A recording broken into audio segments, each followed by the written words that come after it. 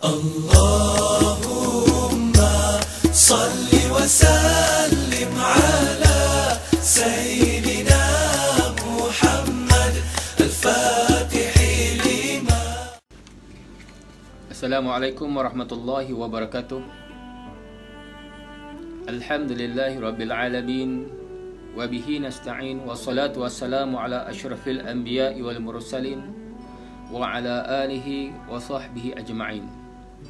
Tuan-tuan muslimin muslimat yang dirahmati Allah sekalian, kita sudah tentu merasakan satu kesedihan apabila Ramadan pada tahun ini kita sambut tidak seperti mana kita sambut Ramadan pada tahun-tahun sebelumnya.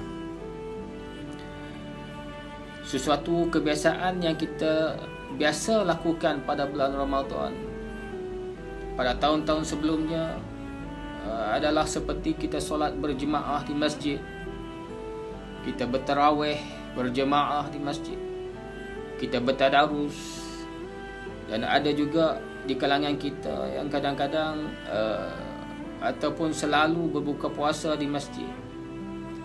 Dan juga pastinya kita amat merindukan bacaan ayat Al-Quran yang dialunkan oleh imam-imam tarawih ketika kita berjemaah di masjid. Namun walaupun semua ini kita tidak dapat melakukan pada Ramadan kali ini, kita berharap agar Allah Subhanahu wa taala mengurniakan pahala yang sama seperti mana kita lakukan ibadah ini di masjid, walaupun terpaksa menunaikan ibadah-ibadah ini di rumah-rumah kita. Ini adalah kerana seperti mana sabda Rasulullah sallallahu alaihi wasallam, "Iza maradal 'abdu aw safir, kutiba lahu misla ma kana ya'malu muqiman sahihan."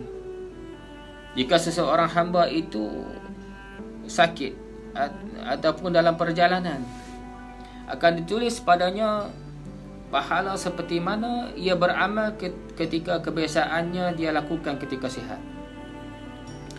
Semoga Allah kurniakan kepada kita pahala sama seperti mana orang yang biasa melaksanakan ibadahnya di masjid, insya-Allah. Tuan-tuan yang dirahmati Allah sekalian, sebagai seorang yang beriman, kita patut bersyukur dengan apa yang telah Allah timpakan kepada kita di samping bersabar. Ini kerana jika kita lihat di sudut yang lain, Ramadan kali ini begitu istimewa berbanding dengan yang lainnya, dan ianya tidak pernah berlaku sejak 100 tahun sebelumnya, ataupun mungkin tidak akan lagi berlaku pada tahun-tahun akan datang. Ramadan kali ini Allah bagi peluang kepada kita, tuan-tuan. Peluang kepada kita yang begitu banyak untuk kita beribadah bersama anak isteri kita di rumah. Dan jika kita perasan, kita mempunyai waktu lapang yang banyak berbanding dengan Ramadan yang sebelumnya. Sabda Rasulullah sallallahu alaihi wasallam, "Ni'matan maghbun fihima katsirun minan nas, as-sihah wal faragh." Dua nikmat yang sering dilupakan oleh manusia, iaitu nikmat sihat dan nikmat waktu lapang ataupun masa lapang. Dan alhamdulillah, pada tahun ini Allah bagi kesempatan waktu yang lapang yang banyak kepada kita pada bulan Ramadan. Maka berusahalah tuan-tuan memanfaatkan waktu lapang kita ini dengan sebaik-baiknya. Banyak membaca Al-Quran serta bertadabbur dengan Al-Quran, berkhidmat kepada anak dan isteri di rumah, sesuatu yang susah untuk kita lakukan ketika kita sibuk bekerja. Solat berjemaah bersama-sama anak dan isteri, serta laksanakan solat malam ataupun qiyamul lail sebanyak mungkin. Bermunajat kepada Allah kerana kita dikurniakan waktu yang banyak sekarang ini, tuan-tuan. Di sebalik musibah yang melanda ini, ada nikmat yang Allah berikan kepada kita. Kesempatan yang tidak pernah akan terulang lagi pada Ramadan yang akan datang. Di mana Allah Subhanahu wa taala, "Inna ma'al usri yusran." Setiap kesulitan pasti ada kesenangan yang Allah berikan. Bayangkan tuan-tuan, Jika kita di luar bekerja pada hari ini, menjalani kehidupan seperti mana biasa sebelum ini, sudah tentu sulit untuk kita menjaga iman ketika berpuasa, terdedah dengan maksiat mata, telinga dan sebagainya. Dan pada waktu ini, sekarang ini kita berada di rumah, mudah untuk kita mengawal semua itu, insya-Allah.